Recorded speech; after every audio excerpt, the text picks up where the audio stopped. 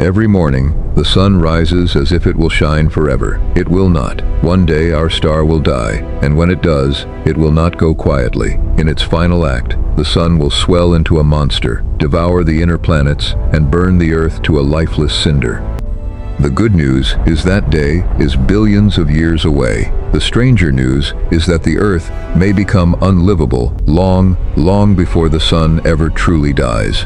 Tonight, we travel into the deep future, and we watch, step by step, as the sun comes to its end. It's time to lift the veil on the death of our own star.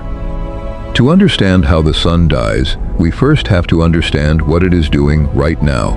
At this very moment, the sun is in the calmest, most stable phase of its entire life. Deep in its core, it fuses hydrogen into helium, releasing a flood of energy. That energy pushes outward, trying to make the sun expand, while gravity pulls inward, trying to crush it. For billions of years, these two titanic forces have been locked in a near-perfect balance. That balance is what we call daylight. The sun is not just burning, it is holding itself together, 1 second at a time. But this balance cannot last, because the sun is slowly running out of fuel. And here is the first surprise. The sun is not staying the same.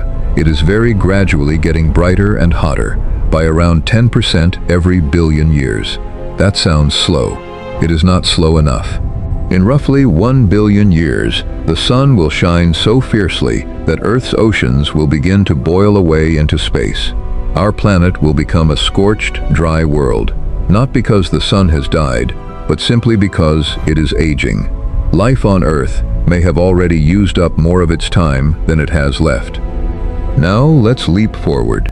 Around 5 billion years from now, the sun reaches the true turning point. The hydrogen in its core finally runs out. Without fuel, the core can no longer push back against gravity, so it begins to collapse inward, growing hotter and denser. And this collapse triggers something violent in the outer layers. The sun swells outward, and it does not stop. Larger and larger, hundreds of times its current size. The sun becomes a red giant. It swallows the tiny planet Mercury. Then it engulfs Venus, and then it reaches for the Earth. Our sky, once blue, would be filled edge to edge with a vast glowing, blood-red sun. The oceans are long gone, the atmosphere is stripped away, and the Earth is either swallowed whole or left as a burnt, molten cinder, orbiting the monster that its gentle star has become. But even as a red giant, the sun is now unstable, pulsing and shuddering. And in its final act, it does something breathtaking.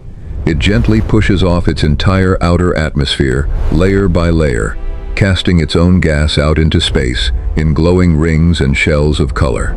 From a distance, it would look like one of the most beautiful objects in the universe, a vast, luminous cloud of green and orange and blue. We call these planetary nebulae, but make no mistake, what you are looking at is the corpse of a star.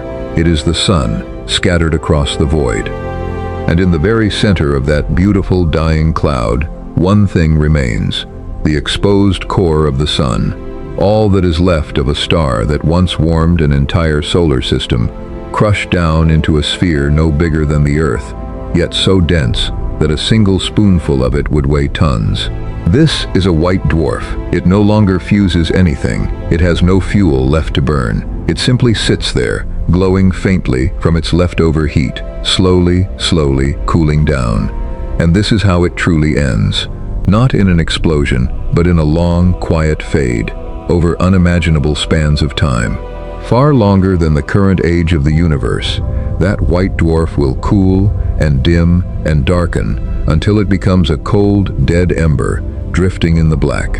A black dwarf, the final, silent tombstone of the sun. And the solar system, our home, will be nothing but frozen ruins circling a star that no longer shines. It sounds like the saddest story in the sky, but there is one more secret hidden in the death of a star, and it changes everything. Look at your own hand, the iron in your blood, the calcium in your bones, the oxygen you are breathing right now. None of it was made on Earth. It was forged inside stars that lived and died long before our sun was born. When stars die, they scatter their atoms across space, and those atoms become the seeds of new stars, new planets, and, eventually, new life. You are not just watching a star die. You are made of the last one that did.